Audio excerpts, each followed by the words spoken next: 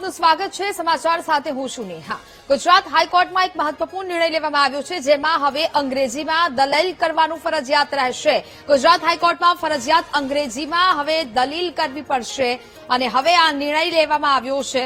સત્તાવાર ભાષા અંગ્રેજી, ગુજરાતીમાં દલીલ નહીં ચાલે તેવું હાઈકોર્ટે અવલોકન કર્યું છે। માતૃભાષામાં દલીલ કરવાની માંગની અરજી હાઈકોર્ટે ફગાવી દીધી છે। કોર્ટની ન્યાયિક કાર્યવાહીમાં નુકસાન ન થાય તે માટે માતૃભાષામાં મંજૂરી ન અપાઈ। હાઈકોર્ટમાં કાયદાકીય ભાષા અંગ્રેજી હોવાથી વૃદ્ધની અરજી ફગાવી દેવામાં આવી છે। ગુજરાત હાઈકોર્ટમાં હવે ફરજિયાત અંગ્રેજીમાં દલીલ કરવી પડશે અને હવે આ નિર્ણય છે તે લેવામાં આવ્યો છે। સંવાદદાતા પાર્થ ફોનલાઈન પર જોડાયા છે। પાર્થ, હવે ગુજરાત હાઈકોર્ટમાં ફરજિયાતપણે અંગ્રેજીમાં દલીલ કરવાનો નિર્ણય આવ્યો છે, શું વિગત?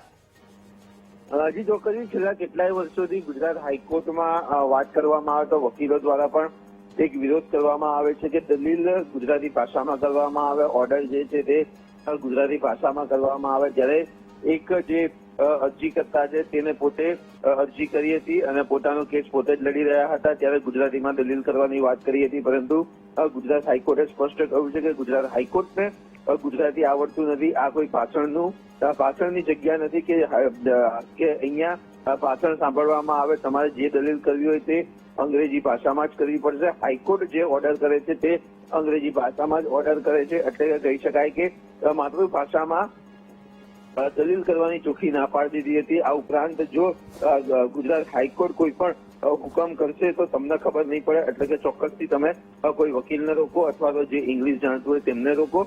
એટલે આમ કહી શકાય કે સ્પષ્ટ રીતે ગુજરાત હાઈકોર્ટ દ્વારા માતૃભાષામાં દલીલ કરવાની સ્પષ્ટ મનાઈ કરવામાં આવી છે અને અરજીને પણ ફગાવી દેવામાં આવી છે। જી બિલકુલ પાર્થ, જાણકારી બદલ આભાર।